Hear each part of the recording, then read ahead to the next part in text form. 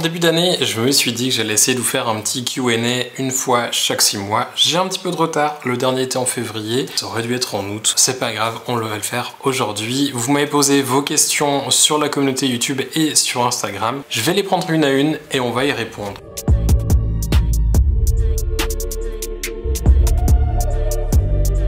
Yo les gars, j'espère que vous allez bien. On se retrouve pour une nouvelle vidéo Q&A du coup aujourd'hui. Avant d'attaquer, je pense que la vidéo, comme à chaque fois que je fais des Q&A, sera peut-être un petit peu longue. Donc s'il y a des parties qui vous intéressent pas, il y a le timecode. Donc si vous survolez avec le curseur sur la barre qui est en dessous de la vidéo, enfin le lecteur de la vidéo, vous aurez à chaque fois le timecode vous indiquant à quel moment, qu'est-ce qui se passe. Et comme ça, vous pouvez passer aux parties qui vous intéressent et regarder que ce que vous avez envie.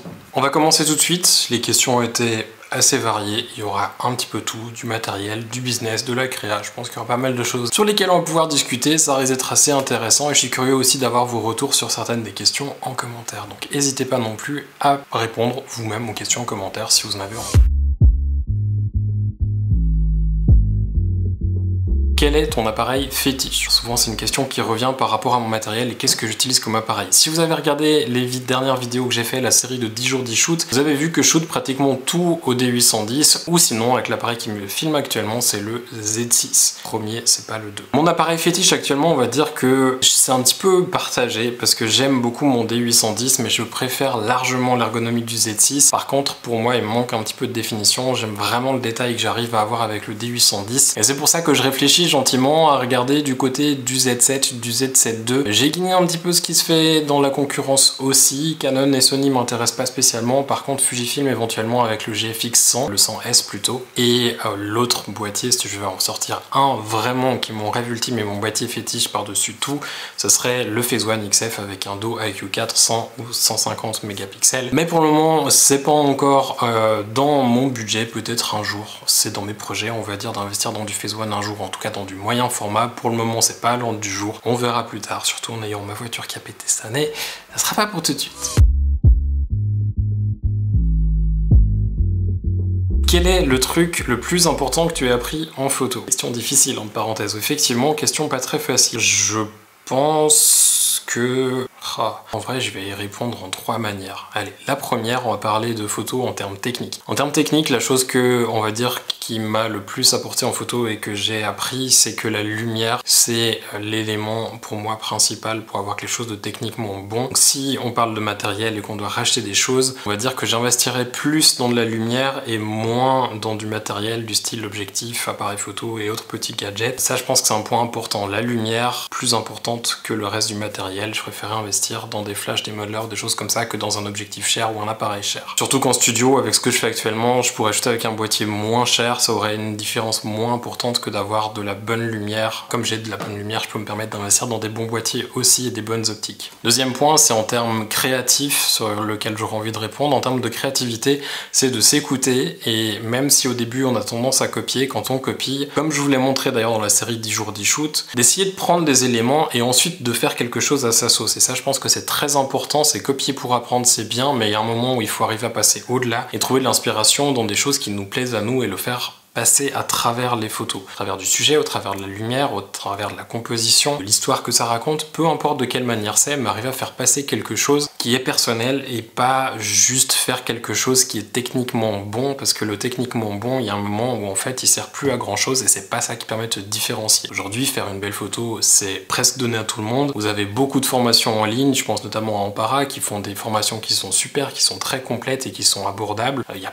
plein d'autres plateformes qui le font aussi, en français ou dans d'autres langues. Et du coup, apprendre la photo aujourd'hui, c'est plus forcément compliqué et arriver à produire des bonnes photos suite à ça, c'est pas compliqué. Par contre, développer son goût et développer sa créativité, c'est beaucoup plus compliqué et ça relève d'un exercice personnel. Je pense que c'est là où il y a un réel travail à faire et malheureusement, souvent les gens en début compensent la qualité de leurs photos en se disant je vais acheter du meilleur matériel parce que je ferai mieux, sauf qu'ils se rendent compte que ça marche pas, donc ils vont se dire qu'ils vont commencer à apprendre à faire de la composition, des choses comme ça, sauf qu'ils y arrivent toujours pas, continuent à faire des formations, ils y arrivent pas, et en fait ce qu'ils développent pas c'est la créativité, le goût et finalement être soi-même et s'exprimer soi-même, montrer son côté unique dans les photos. Et ça, je pense qu'en termes de créativité, c'est une des choses les plus dures à faire, qui est dur à le faire surtout de manière régulière. C'est quelque chose qui vient avec le temps et avec l'expérience, mais qui est vraiment très important. Et ça, j'aurais aimé le comprendre plus tôt pour développer mon style plus rapidement, mais voilà. C'est ce que c'est. Troisième point, on va dire que c'est en termes de business, et là ça revient un petit peu à ce que je disais avant en termes de matériel. J'aurais voulu comprendre plus tôt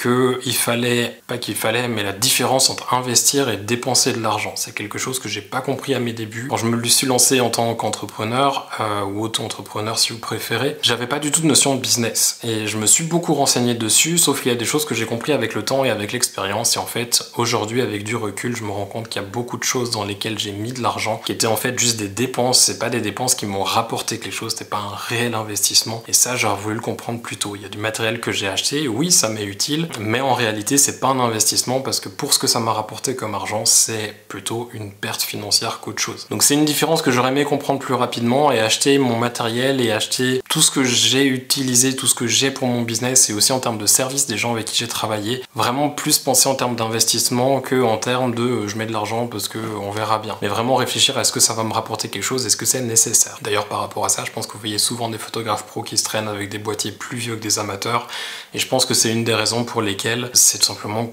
quand on a un business, on réfléchit en termes d'investissement et est-ce que ça vaut la peine de changer le boîtier ou est-ce que c'est juste une envie de changer de boîtier. Pour moi, passer aujourd'hui d'un D810 à un Z7, ça me changerait pas grand chose en termes de qualité. Si j'ai un petit peu d'argent en plus, oui je le changerais. Si mon D810 meurt, oui je le changerais. Est-ce que là tout de suite maintenant c'est malin de le changer? Je suis pas persuadé.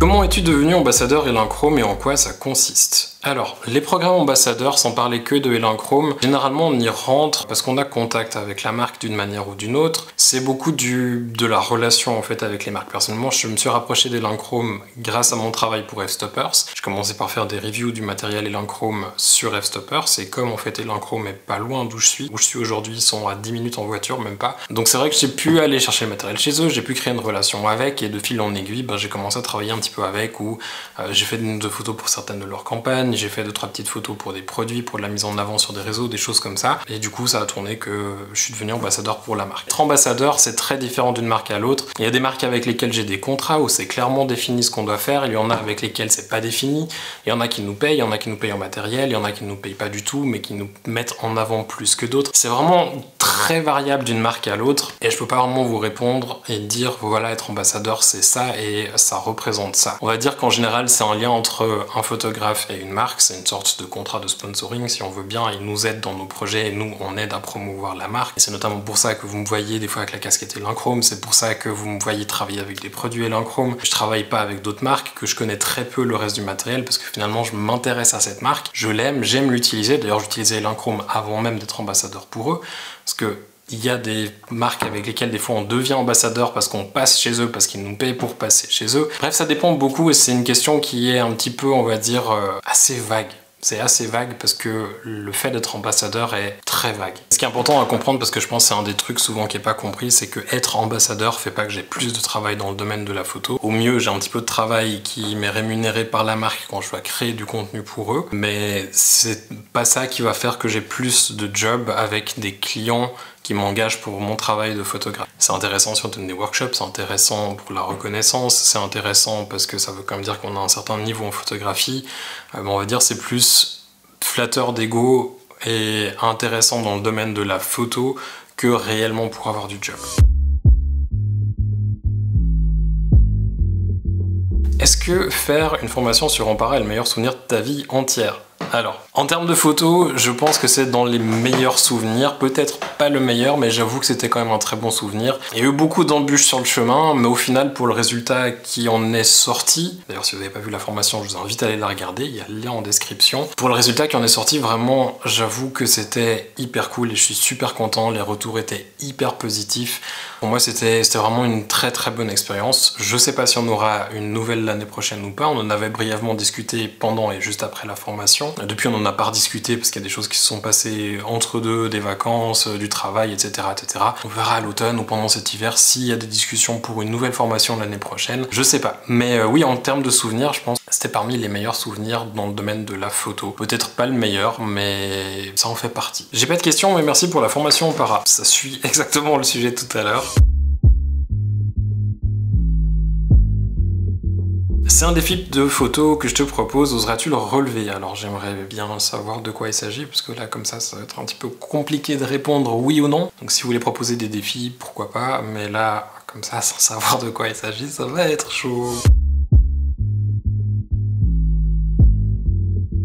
Qu'est-ce qui t'a donné cette passion pour la photo de produit? Alors plusieurs choses en fait qui m'ont attiré dans la photo de produit. C'est un des trucs par lesquels j'ai presque commencé quand je suis arrivé dans la photo de studio. Dans photo de studio en fait au début j'étais très introverti et je le suis d'ailleurs encore. Et je suis un peu un ermite, j'aime pas trop sortir voir des gens. Quand je suis dehors je suis très content et je suis très content d'être avec les gens. Mais j'aime aussi beaucoup être chez moi et être tout seul. J'ai un petit peu bizarre pour ça, un petit peu sur les deux bouts du spectre, c'est très bizarre. Être photographe de produit en fait c'est un truc que j'aimais beaucoup parce que c'était quelque chose que je pouvais faire moi et moi tout seul, c'est-à-dire que j'étais dans mon studio pour faire mes projets et personne avec moi, je pouvais faire exactement ce que je voulais comme je voulais, j'avais pas de modèle à diriger. Au début c'était vraiment ça et c'est vrai que c'était un truc qui me plaisait beaucoup parce que finalement c'était ma vision créative du début à la fin. Il n'y avait pas d'équipe, j'avais pas besoin de discuter, j'étais dans mon monde et c'est quelque chose que j'apprécie, pouvoir être dans mon monde et faire mon délire comme je l'entends. J'aime aussi beaucoup travailler en équipe, mais c'est vrai que c'est pas du tout la même vibe, le même mood sur le set. Et j'apprécie les deux, mais la photo de produit, pour ça, moi, c'est un côté très relaxant, très agréable pour moi de faire, et c'est quelque chose que j'apprécie vraiment pour ça. Autre chose que j'apprécie aussi, c'est que dans mon travail, quelque chose, je trouve, qui... Enfin, pour moi, ressort, peut-être pas pour les gens, parce que tout le monde ne sait pas ce qui se passe derrière chacun des shoots. Un des trucs que j'aime, c'est faire ressortir le travail des autres. Et en fait, les produits, c'est finalement le travail de quelqu'un qu'on doit mettre en valeur, et c'est quelque chose que j'apprécie particulièrement faire. Et en plus, c'est un travail de minutie. Je suis quelqu'un qui aime la minutie, qui aime les détails. Je suis très maladroit, mais je pense qu'on peut être maladroit et minutieux en même temps. C'est peut-être bizarre dit comme ça. Mais du coup, j'aime beaucoup la minutie. J'aime être très précis, très droit, très carré dans ce que je fais, et c'est pour ça que la photo de produit, en fait, ça me plaît particulièrement.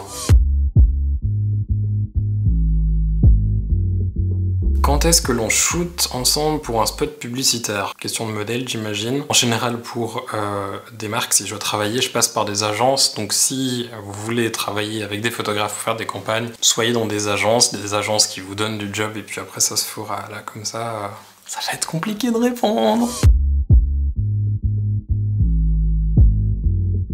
Quel photographe t'inspire? Je crois que j'en ai déjà donné souvent dans d'autres questions-réponses que j'ai fait. Qu'est-ce que je pourrais sortir aujourd'hui en termes de photographe? C'est un petit peu changé. Bon, il y a toujours les traditionnels photographes anglais comme Nick Knight, comme Solveig Sundsbo, comme qui est-ce qu'on pourrait citer? Jonathan Nolt pour les photos de produits. J'ai pas les noms en tête parce qu'en fait je suis très mauvais sur les noms. Je suis du genre à naviguer un jour sur le net, aller trouver des photographes qui font des trucs et retenir un petit peu ce qu'ils font, ce qui me plaît moins. Et je suis pas trop du genre en fait sur Instagram, j'ai tendance à suivre plein de photographes, me les abonner régulièrement, me réabonner, enfin, je suis très mauvais avec les noms en fait, et du coup je sais pas trop, à part ces trois-là que j'ai cités qui me restent vraiment en tête. Si jamais j'en ai d'autres, je les mettrai en dessous dans la description, ce sera aussi beaucoup plus pratique, comme ça vous aurez les liens pour cliquer et aller voir leur site ou leur compte Insta, je pense que ce sera vraiment cool. Il y en a un ou deux sur lesquels je suis tombé il y a pas très longtemps, que j'ai absolument pas leur nom en tête, je vois leur avatar sur Instagram, je vois leurs photos, mais je sais pas vous dire leur nom.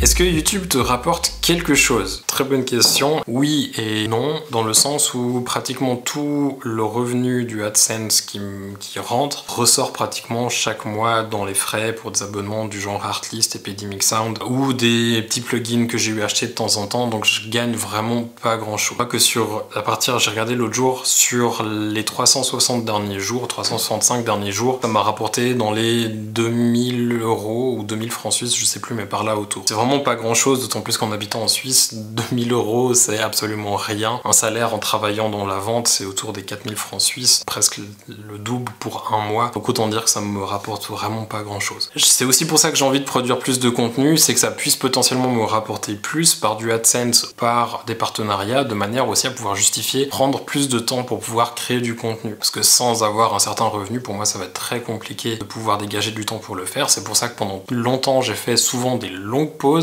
où je faisais plus de vidéos parce que tout simplement c'est des périodes où j'avais du travail, où j'avais d'autres choses à faire et du coup par rapport à ce que YouTube me rapporte, c'était tout simplement pour moi pas possible de produire du contenu parce que je perdais de l'argent à le faire. Donc même s'il y a le côté de partage qui m'intéresse beaucoup et que j'aime toujours autant que depuis le début, c'est des fois très compliqué d'arriver à dégager du temps pour se dire une vidéo qui va me prendre une demi-journée ou une journée à shooter, ça va me rapporter 10 € alors qu'en vrai je travaille déjà 6 jours sur 7 et que à côté j'ai quand même une vie. J'ai beaucoup donné pendant pas mal d'années années. J'ai eu besoin là d'avoir 2 années un peu plus calmes. Je vais essayer de reprendre maintenant sur YouTube, on va voir comment ça va se passer. Je sais qu'il y a aussi les partenariats, il y a beaucoup de gens qui font des OP, j'en ai refusé très souvent. Il y a des gens qui sont venus me cracher dessus quand j'en ai pris quelques-unes, ça me fait un petit peu sourire parce que depuis que j'ai lancé la chaîne en 2015, j'en ai pris 3 en tout et pour tout. Si je calcule bien, ça m'a rapporté 1500 € ces OP depuis le début. Donc 3 OP, 1500 au total, dont une qui m'a rapporté 1000 €. Donc autant vous dire que c'est vraiment pas grand chose et que sur le nombre d'années c'est ridicule comparé à d'autres youtubeurs qui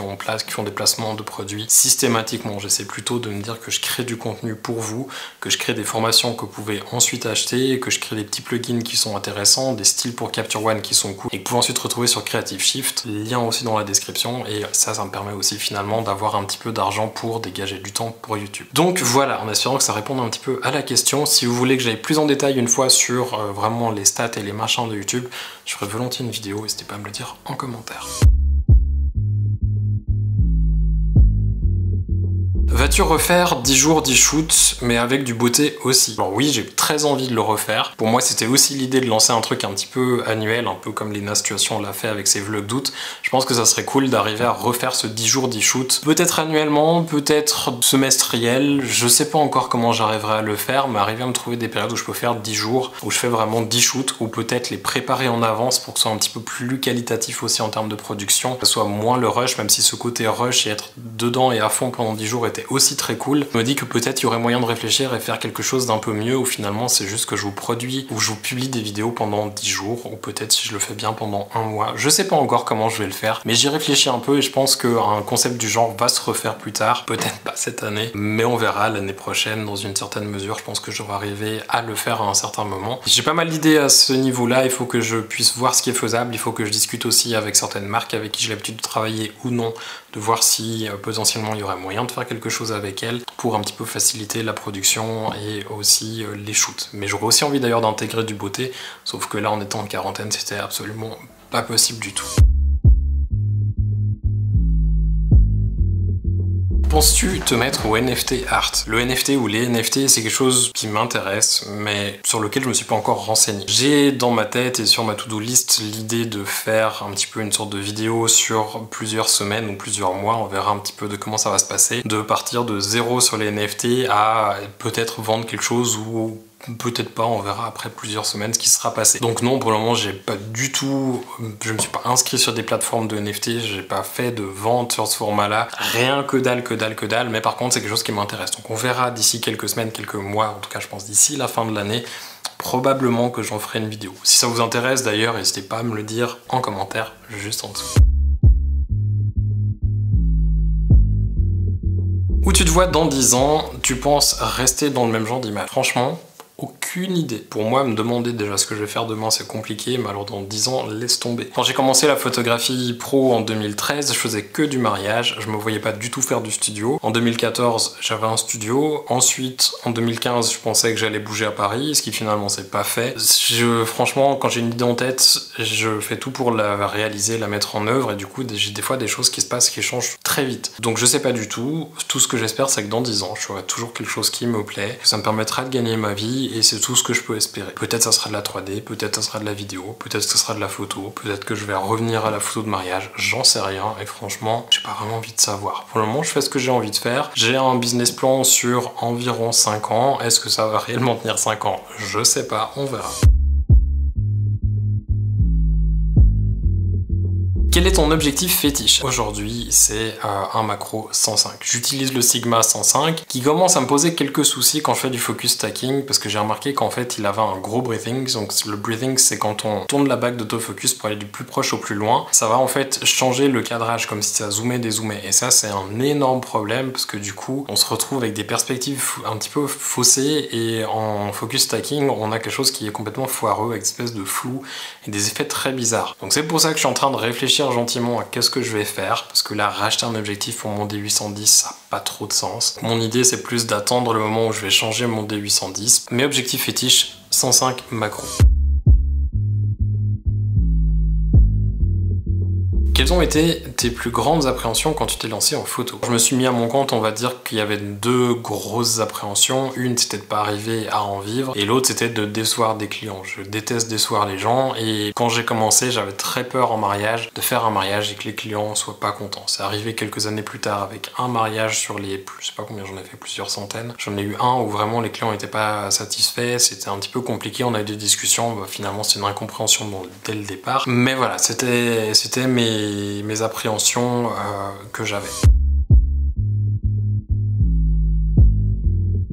Et les deux dernières questions que j'avais sur YouTube, alors la première qui est, notamment grâce à tes vidéos, je souhaite me mettre à la photo au flash de studio pour m'amuser en commençant déjà avec un flash. Très bonne chose de commencer avec un seul flash parce que souvent les gens en achètent 40 et après c'est la misère pour shooter, régler, ils comprennent plus rien. Un flash c'est vraiment un très bon point de départ. Je souhaite faire du culinaire, un peu de portrait humain mais surtout du portrait canin. Pour débuter, un 400 watts qui peut être réglé à 1/16e de sa puissance et une octo de 120 cm pourrait-il être un bon choix pour débuter tout en étant polyvalent? Alors l'octo oui c'est très cool, c'est bien d'avoir quelque chose d'assez grand. 120 c'est un très bon point de départ, ça fera déjà une lumière qui est assez douce pour les sujets que tu vas shooter. Et en plus de ça, si tu as besoin de quelque chose de plus petit, tu peux toujours utiliser du tissu noir ou des feuilles en papier noir pour bloquer une partie de la lumière et faire une strip avec ton octo ou faire une octo qui est plus petite. Enfin bref, tu peux faire ce que tu veux avec, donc ça c'est vraiment très bien. Pour ce qui est du flash, là tu me parles d'un Godox, sauf erreur, Godox SK402.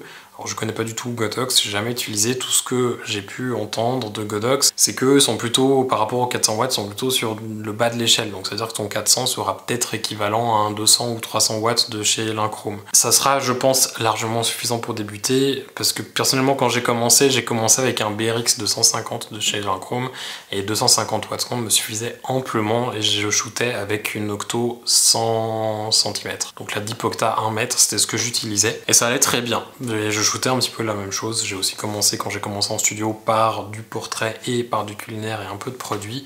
Donc je pense que tu n'auras pas de soucis, et si ça marche pour ce genre de sujet, ça marchera aussi pour des animaux sans problème.